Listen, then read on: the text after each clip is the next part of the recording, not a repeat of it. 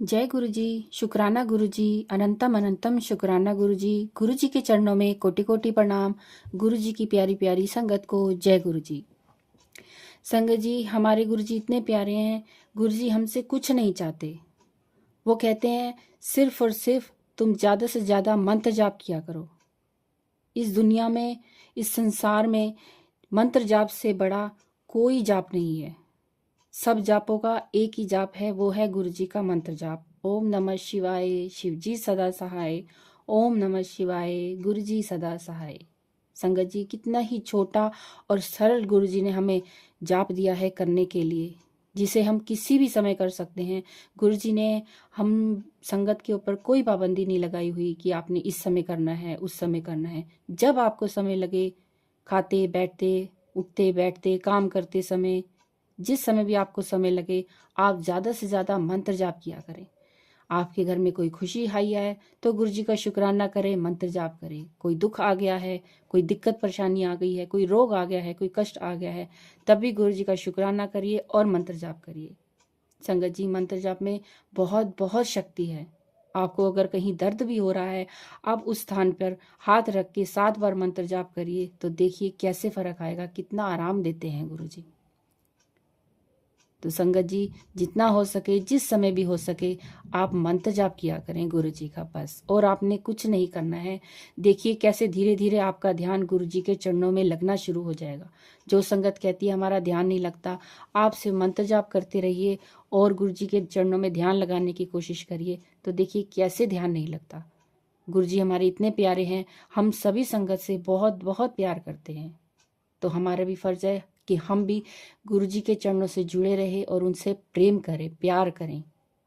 वो आप किसी भी रूप में कर सकते हैं। आप चाहे गुरु जी को पिता रूप में मानिए, माता रूप में मानिए, भाई रूप में मानिए, सखा रूप में मानिए। जिस रूप में आपको गुरु जी प्यारे लगते हैं या आपको लगते हैं, तो उस रूप में आप गुरु जी को मानिए। गुरु जी ही सब हैं और सब ही गुरु जी हैं। संगत जी, आज हम श्री शिव महापुराण का दूसरा अध्याय श्रवण करेंगे। संगत जी, अगर आप इस चैनल पे नए हैं तो इस चैनल को सब्सक्राइब ज़रूर करिए, ताकि जैसे ही हम एक नया अध्याय वीडियो अपलोड करें तो आप तक नोटिफिकेशन पहुंचे। आप लाइक करिए और संगत के साथ भी शेयर करिए, क्योंकि गुरु जी ने आपको बहुत बहुत ब्लेस करना है और जिस संगत तक आप ये शिव पुराण पहुंचाएंगे, उस संगत का भी गुरु जी ने बहुत बहुत कल्याण करना है। तो आइए संगत जी, गुरु जी के मंत्र जाप से दूसरा अध्याय का श्रवण करते हैं। ओम नमः शिवाय, शिव जी सदा सहाय। ओम नमः शिवाय, गुरु जी सदा सहाय। जय गुरु जी। शुक्राना गुरु जी। दूसरा अध्याय, नारद जी का तप करना, इंद्र द्वारा कामदेव को भेजना, कामदेव का असफल होकर लौटना। ऋषिगणों के ऐसे वचनों को सुनकर परम पौराणिक सूत जी महाराज अत्यंत प्रसन्न हुए और बोले, हे ऋषिगणों, जो प्रश्न इस समय मुझसे आपने किया है, यही प्रश्न एक समय देवऋषि नारद जी ने अपने पितामह ब्रह्मा जी के सन्मुख किया था।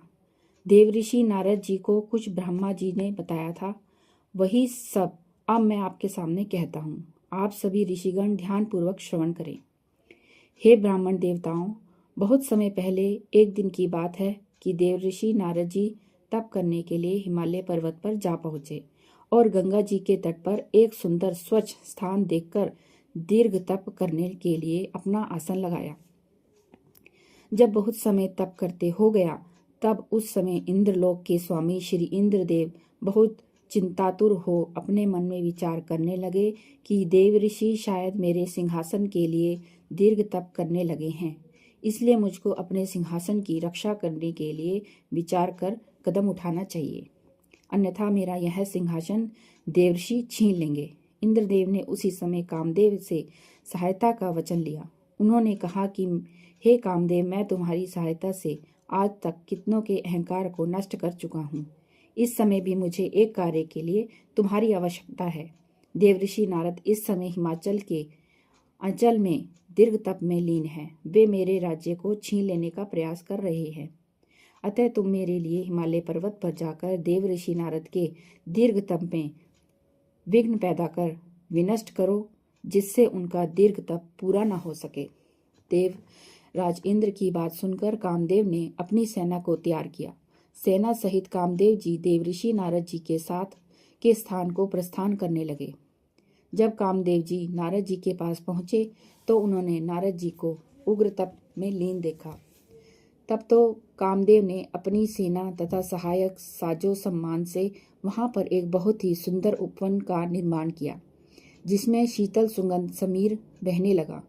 पक्षी मीठी मीठी वाणी में बोलने लगे।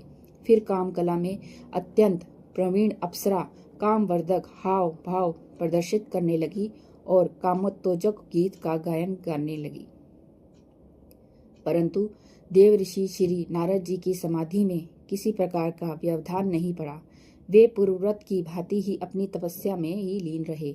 इसमें श्री देव ऋषि नारद जी की भी कोई महिमा नहीं थी, क्योंकि उक्त स्थान वही स्थान था जहाँ पर भगवान शंकर जी के तप को भंग करने के लिए पहले एक बार कामदेव आए थे तथा क्रोध में आकर शंकर जी ने कामदेव को ही भस्म कर दिया था। फिर रति वियोग के कारण कामदेव को पुनः जीवित कर दिया था तथा कहा था कि भविष्य में इस निर्मल स्थान पर कामदेव का कोई भी अस्त्र शस्त्र नहीं चलेगा, यहाँ से हमेशा असफल होकर रहेगा।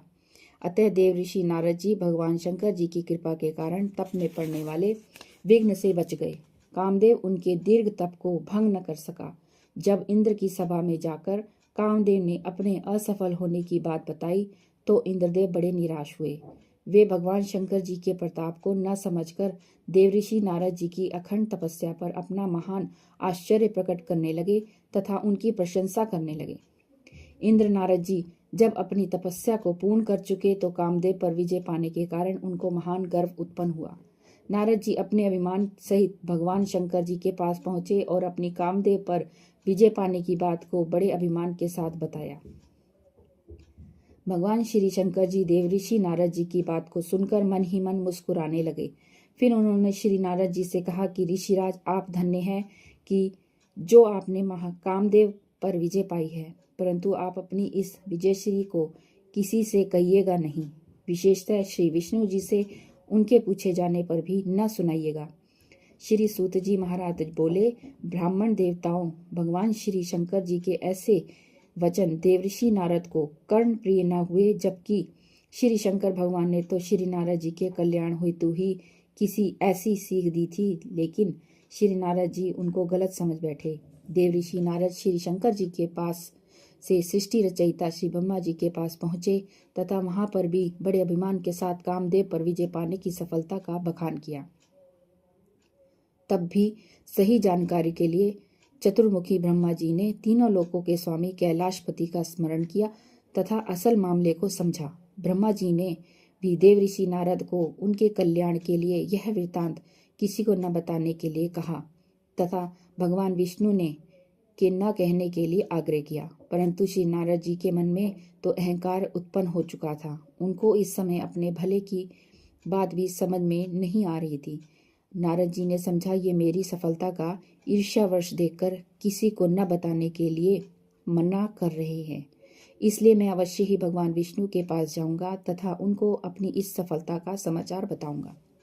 नारद जी ब्रह्मा जी के पास से चलकर क्षीण सागर में पहुंचे, जहां लक्ष्मी जी के साथ भगवान विष्णु शयन कर रहे थे तथा अपनी कामदेव पर सफलता प्राप्त करने के समाचार को गर्व सहित बतलाया। देवऋषि नारद जी के समाचार को सुनकर भगवान विष्णु अपने मन ही मन मुस्कुराते हुए विचार करने लगे कि देवऋषि नारद जी को अहंकार उत्पन्न हो गया है।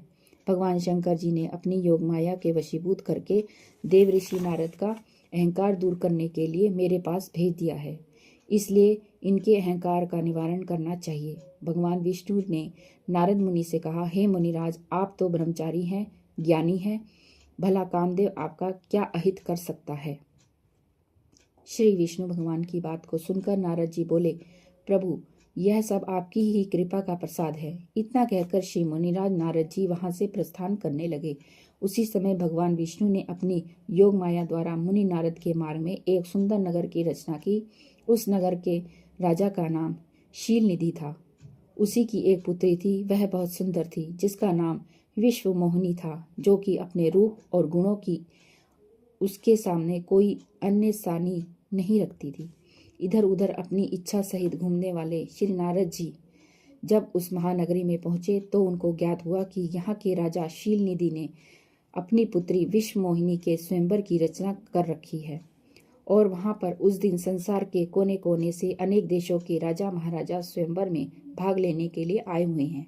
उस नगर के ऐसे समाचार को सुनकर नारद जी राजा शीलनिधि के महल में जा पहुंचे। वहां राजा ने देव ऋषि नारद को बहुत सम्मान दिया।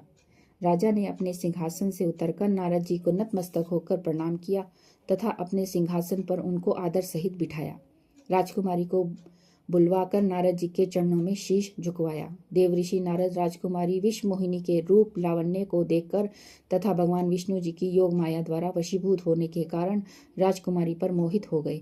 नारद जी ने राजकुमारी के लक्षणों को देखकर विचार किया कि इस पति इस संसार में अजर अमर तथा अविनाशी होगा। ऋषि नारद जी पिता पुत्री को आशीर्वाद देकर वहां से चले गए तथा अपने मन में विचार करने लगे, मैं इस कन्या को वर लूं तो कितना अच्छा रहेगा। अतः ऐसा विचार कर नारद जी ने उस समय भगवान विष्णु का ध्यान किया तो विष्णु भगवान वहां प्रकट हो गए तथा देव ऋषि नारद के मंतव्य को समझकर बोले, हे ऋषिवर, मैं आपके हृदय की बात को भली भांति जानता हूँ। आप किसी प्रकार की चिंता ना करें। आप स्वयंवर में पधारें। जिस प्रकार एक उत्तम वैद्य रोगी के रोग को देखकर उसका निदान करता है, ऐसा ही मैं करूँगा जिससे आपका हित हो। इतना कहकर भगवान विष्णु अंतर्ध्यान हो गए। भगवान विष्णु की बात का सार समझने में नारद जी असमर्थ रहे। भगवत इच्छा के वशीभूत श्री नारद जी का समस्त शरीर तो भगवान विष्णु के रूप जैसा बन गया, परंतु श्रीमुख बंदर का बन गया। देव ऋषि नारद जी इस भेद से अनभिज्ञ रहे। तब नारद जी स्वयंवर के स्थान पर पहुंचकर वहां बैठ समस्त महाराजाओं के मध्य में आकर बैठ गए। नारद जी को अपने मन में पूर्ण विश्वास था कि मेरा स्वरूप विष्णु स्वरूप होने के कारण विश्व मोहिनी मेरे ही गले में वरमाला आरोहण करेगी। अब भगवान विष्णु जी को देखिए कि उन्होंने नारद जी को बानर का रूप दे दिया था। उसे केवल राजकुमारी ही देख सकती थी, बाकी सब लोगों को उनका वास्तविक स्वरूप ही दिखाई देता था। जिस समय विश्व मोहिनी ने जयमाला लिए हुए पंडाल में प्रवेश किया तो राजकुमारी को देखकर बार बार उठकर राजकुमारी को अपनी ओर आकर्षित करने की चेष्टा कर रहे थे। उनके ऐसे कृत्य को देखकर वहां पर उपस्थित दो शिवदूत उन पर हंसने लगे, परंतु नारद जी ने उनकी ओर कोई ध्यान ही नहीं दिया क्योंकि वे उस समय काम के वशीभूत थे। उसी समय राजकुमारी जब नारद जी के समीप होकर जाने लगी तो नारद जी की कुचेष्टा तथा उनका बंदर का चेहरा देखकर राजकुमारी घृणा से भर गई और आगे जाने लगी। उसी समय भगवान विष्णु वहां पर आए और राजकन्या ने भगवान विष्णु को जयमाला पहना दी। इस दृश्य को देखकर नारद जी अपने हृदय में अत्यंत दुख का भाव अनुभव करने लगे। शिव के गण कहने लगे कि वाह वाह, राजकन्या इनको वरमाला पहनाएगी। पहले दर्पण में जाकर अपना श्रीमुख तो देखो। संगत जी, शिव पुराण का दूसरा अध्याय यहाँ पूर्ण होता है। कल हम तीसरे अध्याय का श्रवण करेंगे। संगत जी, गुरुजी कहते थे कि अपना शुक्राना सत्संग शेयर किया करो। और ये जो शिव पुराण है ये तो महासत्संग है, तो संगत जी आप इसे दूसरी संगत के साथ भी शेयर करें, साझा करें। पता नहीं गुरुजी ने किसका कल्याण करना है, किस रूप में करना है, हम नहीं कह सकते। गुरुजी ने उसका कल्याण तो करना ही है, लेकिन आप जब ये शिव पुराण के अध्याय उनके साथ शेयर करेंगे, साझा करेंगे, तो गुरुजी ने आपको डबल ब्लेसिंग तो देनी ही देनी है। तो संगत जी, आपको लगता है जिस संगत को इसकी बहुत ज़रूरत है आप उनको साझा कर सकते हैं। कल हम इसका तीसरा अध्याय का श्रवण करेंगे।